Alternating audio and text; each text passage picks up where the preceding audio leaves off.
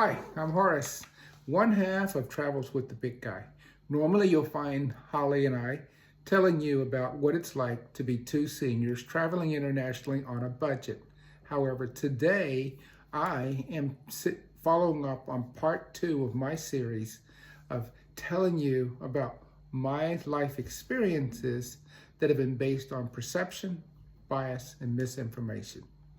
My hope is that people better understand that equal treatment is often distorted by assumptions and misinformation. Many of you watching this video may have had similar experiences. Let's talk about shopping while black. I walked in the front door of a barber shop where a lady was standing at the door watching me with her arms folded. She finally allowed me in, and before I could say anything, she loudly said, "No," and pointed toward the exit.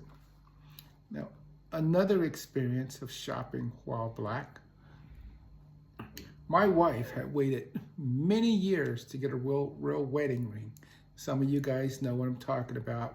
When you get a better job, you might want to, you want to upgrade from that Cracker Jack box ring to something more appropriate for a wedding ring.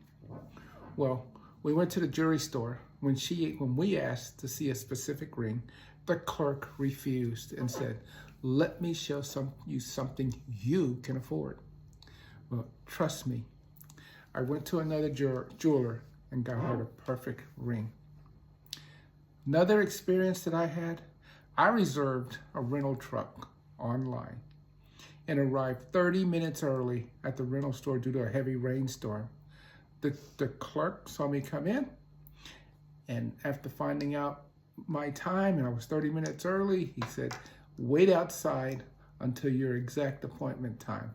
Before I could walk out, another person walked in, different color than me, and the customer had basically the same time that I was supposed to be there. He arrived 30 minutes early also, but that customer was invited to have a seat and wait inside, until he could get to him. Now, the same rental truck place, I had did my research online, and I saw that the rental truck place accepted the type of credit card that I was going to present. However, when I said I was using a credit card, the clerk demanded that I prove ownership of the card. Now, keep in mind, when you go to make a rental for any kind of vehicle, you have to have a driver's license that they already have. But he needed additional proof, and he said the only proof that he would accept for my credit, that I own that credit card, was a credit card statement, because credit cards, according to him, could be fake. Now, another experience while shopping while black, I went to a sit-down restaurant where customers typically pay after the meal. The waitress refused to take my order unless I paid in advance.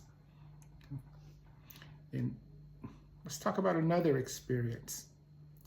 I walked into a store, and this may have happened to a lot of you people. I know a lot of people, of all shades.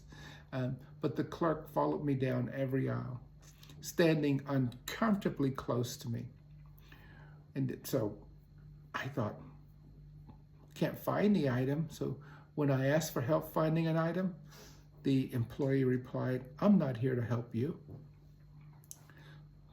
On another store, a major chain that we all know within the United States, after purchasing more than 50 items at this well-known retailer, security stopped me at the exit because they wanted to check my receipt, and they compared every item in my shopping cart against the receipt. I had more than 50 items in the shopping cart.